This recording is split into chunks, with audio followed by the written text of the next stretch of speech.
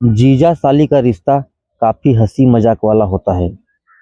कहते हैं कि पत्नी के बाद साली आधी घरवाली होती है, लेकिन यह देखने को मिल गया। दरअसल एक शख्स शादी के बाद न सिर्फ अपनी साली को डेट कर रहा था, बल्कि बड़ी ही होशियारी से पत्नी के पीठ पीछे अपनी साली से शारीरिक संबंध भी बना रहा था। और भोली भाली पत्नी को अपने पति और अपने बहन के रिश्ते के बारे में कोई जानकारी नहीं थी। लेकिन एक रोज कुछ ऐसा हुआ कि सारी सच्चाई दुनिया के सामने आ गई। पूरी घटना कहाँ की है, क्या हुआ था, आइए विस्तार से समझते हैं। नमस्कार दोस्तों, स्वागत है आपके अपने चैनल गुनाह द क्राइम स्टोरी। मैं ऋषि हाजिर हूँ आपके लिए एक नई कहानी लेकर। आज की कहानी उत्तर प्रदेश की है। उत्तर प्रदेश में एक जिला है मुजफ्फरनगर। कहानी इसी जिले की है। इसी मुजफ्फरनगर जिले के बुढ़ाना थाना में 23 जनवरी 2025 को एक आदमी पहुंचता है और केस दर्ज करवाता है कि उसका नाम ऋषिपाल उर्फ भूरा है। उसकी 21 वर्षीय बेटी प्रियंका को 21 जनवरी 2025 को उसका दामाद आशीष निवासी कोल थाना भवाना जिला मेरठ अपनी स्कूटी पर बैठाकर अपने साथ ले गया। उसके साथ उसके दो और साथी थे, जिनके नाम शुभम और दीपक हैं। वो दूसरी बाइक पर थे। अगले दिन जब उसकी बेटी प्रियंका वापस नहीं आई तो उसने उसे फ़ोन किया तो प्रियंका का मोबाइल स्विच ऑफ बता रहा था। इसके बाद भूरा ने अपने दामाद आशीष को फ़ोन किया तथा बेटी प्रियंका के बारे में पूछा तो आशीष ने बताया कि प्रियंका को तो उसी दिन घुमाने के बाद गांव के रास्ते पर छोड़कर अपने घर मेरठ चला आया। उसे शक है कि कहीं उसके दामाद आशीष ने उसकी बेटी के साथ किसी अनहोनी घटना को अंजाम न दिया हो। इस तरह की तहरीर भूरा ने पुलिस में दर्ज करवाई। पहले तो पुलिस ने कहा कि प्रियंका को अपने स्तर पर रिश्तेदारों तथा सहेलियों के यहाँ ढूंढो। हो सकता है कि प्रियंका किसी रिश्तेदार के यहाँ चली गई हो। भूरा ने पुलिस को बताया कि उसने अपने सारे रिश्तेदारों तथा प्रियंका की सभी सहेलियों से फोन कर पूछताछ की, पर प्रियंका का कहीं कोई पता नहीं चल रहा है। इतना कहकर भूरा पुलिस के सामने रोने लगा। खैर, पुलिस ने केस दर्ज कर मामले की छानबीन शुरू की। पुलिस मुख्य आरोपी आशीष को हिरासत में लेकर पूछताछ की। तो शुरू में पहले तो आशीष पुलिस को गुमराह करने की कोशिश करने लगा, पर जब पुलिस ने सख्ती से पूछताछ की तो आशीष टूट गया और प्रियंका की हत्या करने की बात कबूल कर ली। रिपोर्ट के मुताबिक मेरठ का रहने वाला आशीष की शादी 2020 में लॉकडाउन के दौरान मुजफ्फरनगर की रहने वाली ऋषिपाल की बेटी प्रीति से हुई थी। शादी के बाद आशीष और प्रीति दोनों बहुत खुश थे। आशीष परिवार चलाने के लिए मेरठ के ही एक अस्पताल में वार्ड बॉय की नौकरी करता था। पारिवारिक जिंदगी ठीक ठाक चल रही थी। धीरे धीरे समय गुजरा और आशीष और प्रीति की शादी को 2 साल बीत गए। इसी बीच 2022 में आशीष का अपनी ससुराल जाना हुआ। वहां पर आशीष की मुलाकात 19 वर्षीय साली प्रियंका से हुई। प्रियंका देखने में काफी खूबसूरत थी। प्रियंका को देखते ही आशीष अपना दिल हार बैठा और प्रियंका भी जीजा जीजा कहकर आशीष से खूब बातें करने लगी। धीरे धीरे दोनों के बीच दोस्ती हुई और दोस्ती प्यार में बदल गई। अब दोनों एक दूसरे से लगातार फोन पर भी बातें करने लगे। खैर, आशीष अपने घर मेरठ वापस चला आया। उसका दिल अभी भी अपनी साली प्रियंका पर ही अटका हुआ था। उसे कुछ भी अच्छा नहीं लग रहा था। इधर प्रियंका भी आशीष के प्यार में पागल हो गई थी।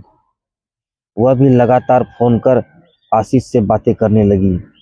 फिर एक दिन आशीष ने अपनी पत्नी प्रीति से कहा कि तुम अकेले ही घर का काम करती हो, तुम्हारी तबीयत भी अच्छी नहीं रहती।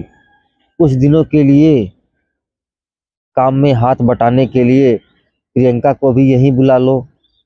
प्रियंका काम में तुम्हारा हाथ भी बटा देगी और तुम्हारा भी मन बहल जाएगा।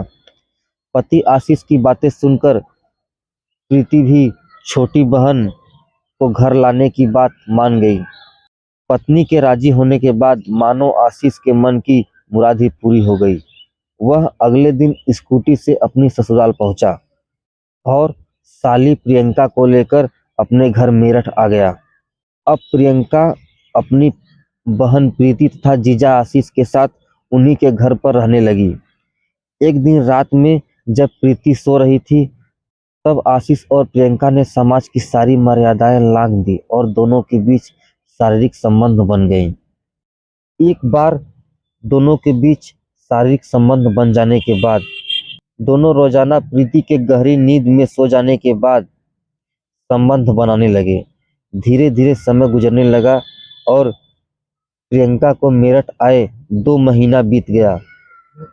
एक दिन प्रियंका के पिता भूरा ने फोन कर आशीष से कहा कि प्रियंका की माँ की तबीयत ठीक नहीं है, इसलिए प्रियंका को घर पर छोड़ आए।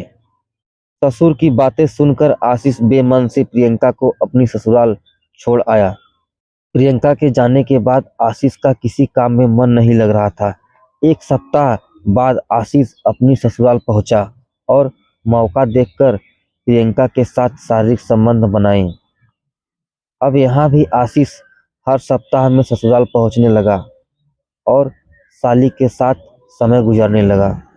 धीरे धीरे समय गुजरा। अब प्रियंका आशीष से नई नई डिमांड करने लगी। कभी कपड़े दिलाने को कहती, तो कभी गहने, तो कभी पैसे की मांग करती। पहले तो आशीष प्रियंका की मांग पूरी करता रहा, पर प्रियंका की बढ़ती डिमांड से आशीष परेशान उठा। अब उसे अपना घर चलाने में भी परेशानी होने लगी, क्योंकि कमाई का आधे से ज़्यादा हिस्सा तो उसकी साली प्रियंका के शौक पूरे करने में ही खत्म हो जाते। धीरे धीरे आशीष प्रियंका की डिमांड पूरी करने के लिए कर्ज लेना शुरू कर दिया और आशीष के ऊपर काफी सारा कर्ज हो गया, जिससे आशीष परेशान उठा। अब आशीष प्रियंका से पीछा छुड़ाना चाहता था। धीरे धीरे आशीष ने प्रियंका से दूरी बनाने शुरू कर दी। अब आशीष अपनी ससुराल जाना भी छोड़ दिया और प्रियंका का फोन भी उठाना बंद कर दिया। आशीष के इस बदले व्यवहार से प्रियंका बौखला गई और उसने आशीष को फोन किया, पर आशीष ने फोन नहीं उठाया।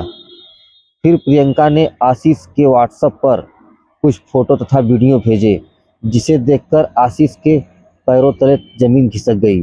दरअसल उन फोटो तथा वीडियो में आशीष और प्रियंका आपत्तिजनक हालत में थे, जिसे प्रियंका ने चुपके से खींच लिया था जब वे दोनों संबंध बना रहे थे। आशीष ने प्रियंका को फोन किया और सभी फोटो को डिलीट करने को कहा, तो प्रियंका नहीं मानी। वह लगातार आशीष से पैसों की मांग कर रही थी और ना देने पर यह फोटो अपनी बहन तथा परिवार के लोगों को दिखाने की बात कर रही थी। फिर आशीष ने कहीं से पैसों का जुगाड़ कर प्रियंका को दे दिया। 2 दिन बीतने के बाद प्रियंका फिर से आशीष से पैसे मांगने लगी। परेशान होकर आशीष ने ये सारी बात अपने साथ अस्पताल में काम करने वाले दोस्त शुभम को बताई। साथ ही साली प्रियंका को रास्ते से हटाने में मदद मांगी।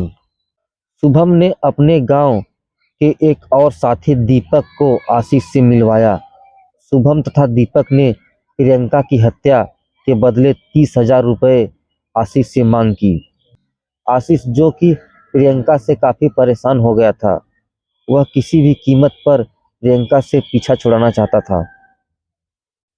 उसने शुभम और दीपक की बात मान ली और 21 जनवरी 2025 को एक निजी बैंक से 40,000 रुपये का लोन लिया और 30,000 रुपये उसने अपने दोनों दोस्तों को दिए।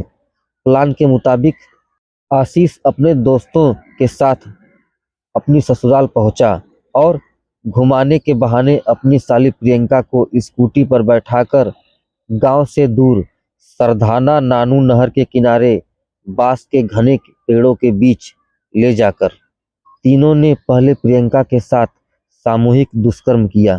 फिर प्रियंका की चुनरी से ही उसका गला दबाकर उसकी हत्या कर दी और बाइक से पेट्रोल निकालकर लाश को वहीं जला दिया। आधी अधूरी लाश जलने के बाद तीनों ने लाश के ऊपर बांस के पत्तों को रख दिया जिससे कि लाश नजर न आए और तीनों वहां से चले गए।